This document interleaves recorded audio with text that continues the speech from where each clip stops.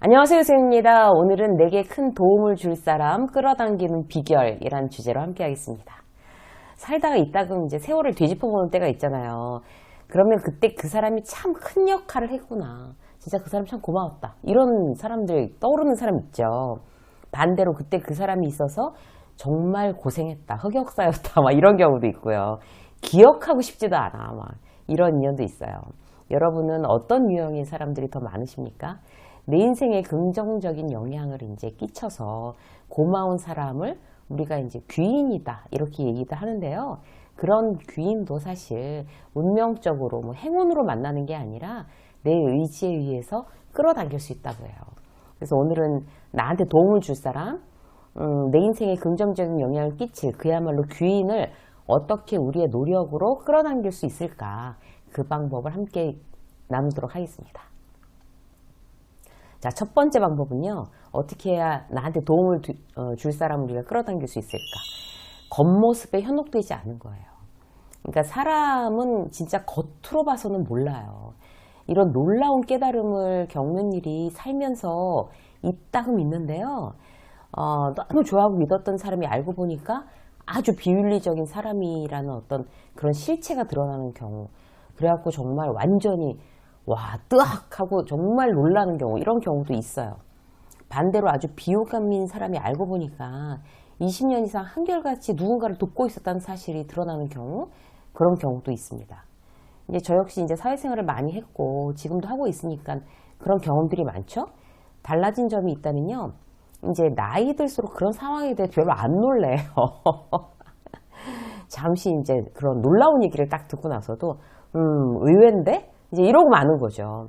또 하나, 이제 누구를 봐도 이제 그 사람의 말에 의해서 그 사람을 판단하거나 외모로 섣부르게 뭐 이렇다 저렇다 이렇게 말하거나 판단하지 않는 거, 이제 점점 나이 들수록 그렇게 돼가는 것 같아요. 물론 외모가 중요하기는 해요. 근데 그게 전부가 아니라는 사실을 나이 먹을수록 이제 점점 더 알아갈 수 있죠. 인간관계에 있어서 누군가를 봤을 때 그 사람의 이제 겉모습으로 그 사람을 결정하면 안 된다는 원칙, 지금 나한테 만약에 딱 있다면 실수할 범위가 확실히 줄어들죠. 뒤통수 맞을 확률도 확 줄어들죠. 더 중요한 건요, 나한테 정말 도움을 줄 사람, 나한테 아주 큰 좋은 영향을 끼칠 만한 사람을 섣부른 판단으로 놓치지 않을 수 있다는 거예요. 이게 핵심인 거죠. 그래서 이제 우리는 이제 누군가를 겉모습으로 판단하지 않는다. 그리고 사람을 겉으로 봐서는 모르는 거다라는 걸 다시 한번 이제 명심하는 그런 계기가 되셨으면 좋겠어요. 자, 두 번째. 귀인을 정말 끌어당기려면요. 말을 조심하면 된대요. 말을. 여러분도 공감하시죠? 왜 드라마나 예능 프로그램에서 그런 거 자주 나오잖아요. 이제 그 사람 없는 데서, 예를 들어서 직장 상사 없는 데서 막 뒷담화 막 하고 있는데 뒤에 와서 막 듣고 있어서 막 당황하고 이런 장면. 물론 이제 예능 프로그램에서 이제 재밌으라고 그런 장면 넣었는데 실제 현실에서 일어나면 대단히 난감합니다, 사실. 그래서 우리의 또 다른 원칙. 누가 보던지 안 보던지 내 입만 조심하면 된다. 이 원칙으로 삼으셔야 돼요. 이걸 아주 그냥 평생의 좌우명으로 삼아도 너무 훌륭한 좌우명이죠, 사실. 현실에서 누가 어떻게 말해서 그게 이제 말이 건너가고 또 막 왜곡되고 부풀려서 결국 내가 처음에 이제 하고 얘기했는데 저 사람한테 이제 들어간 거는 뭐 그냥 뭐 어나 뭐 오나 이렇게 들어가기 때문에 그 사람과의 관계가 나빠지는 경험 우리가 할 수 있잖아요. 그래서 특히 그 사람이 나를 도와줄 사람이었다면 내가 이제 내 발로 이제 뻥 찬 거죠, 사실. 제일 쉬운 예가 직장 상사예요. 나쁜 직장 상사라도 최선을 다해서 그 사람의 도움을 받아야 하는 것이 바로 직장 생활입니다. 그래서 지금부터 이제 단순한 원칙을 정하시자고요. 내 주변에 있는 사람들, 뭐 직장 상사든 동료든 후배든 아니면 친구든 뭐 그야말로 뭐 아파트 뭐 같이 이제 어울리는 그런 커뮤니티에 있는 사람이든 간에 나는 절대 내 입만 조심한다. 뒷담화 안 한다. 낮이나 밤이나 말을 조심한다. 이제 이런 원칙, 나한테 좋은 영향을 끼치는 사람들을 끌어당기는 두 번째 원칙이었습니다. 세 번째는요. 균형 감각을 유지하는 거예요. 균형 감각을. 그러니까 좋은 사람은 끌어당기고 나한테 부정적인 영향을 주는 사람을 이렇게 밀어내는 이 균형을 잘 유지하는 사람은요. 사람들한테 도움을 받기가 쉽죠. 구체적으로 어떻게 해야 이제 그 인간관계에 있어서 균형을 잘 유지할 수 있을까?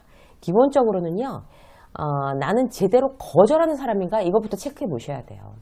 뭐 여러 가지 자기계발 이제 영상에서 볼 수 있는 주제도 바로 거절이죠. 왜 그래요? 그걸 잘해야 인간관계가 건강해지고 내가 휘둘리지 않아요. 근데 의외로 사실 잘 못해요, 이거는. 그 사람과의 관계가 깨질까봐 걱정하는 거예요. 사실 거절을 못하면 깨지는 건데.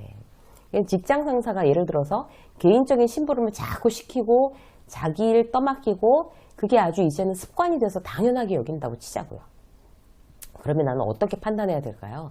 처음에 이제 한두 번은 나이스하게 해주는 게 맞아요. 억지로 해준다는 생각을 못하도록 아주 나이스하게가 핵심이에요. 그 이후에도 똑같은 부탁을 또 했어요. 예를 들어서 자기가 이제 간부 교육을 받는 중에 과제가 있는데 그걸 바쁘니까 나보고 대신해 달라는 거죠. 이제 시간도 많이 걸리는 걸. 근데 그것 때문에 내가 막 야근을 해야 될 판이에요. 만약 그 숙제가 나한테도 내가 공부하면서 하는 거니까 어차피 나한테도 굉장히 도움이 돼.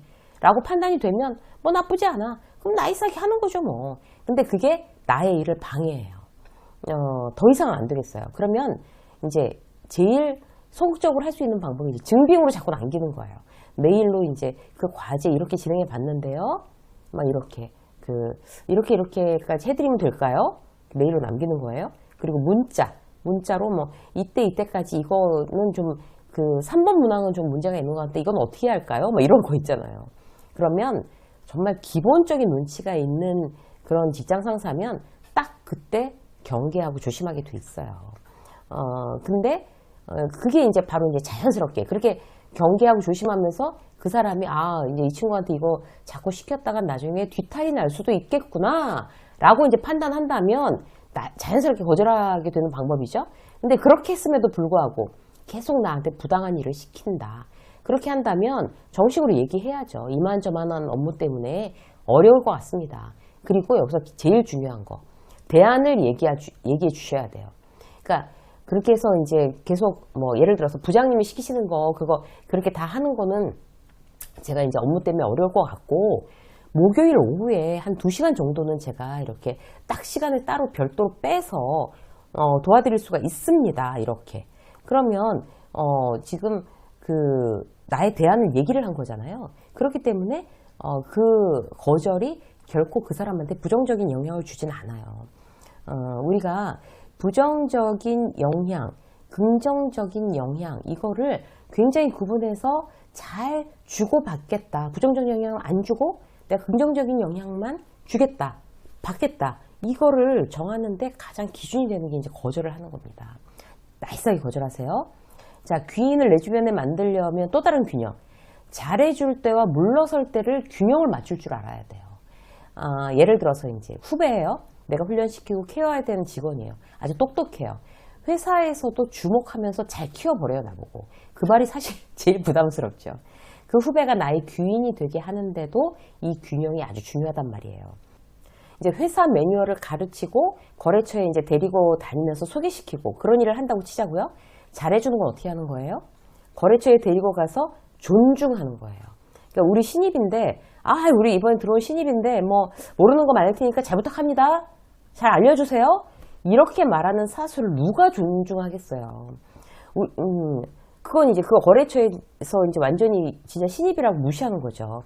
어떻게 하셔야 되겠어요? 거래처에 가서 우리 팀에 새로 합류하게 된 이 아무개입니다. 이렇게 얘기하고 이런저런 부분에 재능이 많은 직원이라서 자, 사장님 회사에서도 회사에 많은 도움을 드릴 수 있을 것 같습니다. 이렇게 우리 직원을 존중하는 자세가 굉장히 중요해요. 그리고 물러설 때는 또 뭐예요? 일단 가르쳐 놓고는 소신 있게 일을 할 수 있도록 내버려 두는 대목이 중요해요. 일일이 간섭하고 참견하지 말라는 거죠. 그 균형을 잘 잡는 사람은 결국 그 후배를 나를 잘 돕는 그런 귀인으로 만들 확률이 그 가능성이 굉장히 높아지게 됩니다. 그래서 나를 도와줄 수 있는 사람, 내게 도움이 될 사람을 주변에 이렇게 두는 거는 결국에 내 노력이 결정하는 거다라고 생각하고 오늘 말씀드린 3가지 여러분들 꿀팁 활용하셔서 여러분 주변에 여러분을 서포트할 좋은 분들을 많이 그렇게 두시는 그런 행운아들이 되시기를 응원하겠습니다. 유세민 직장섬 여기까지 하겠습니다. 고맙습니다.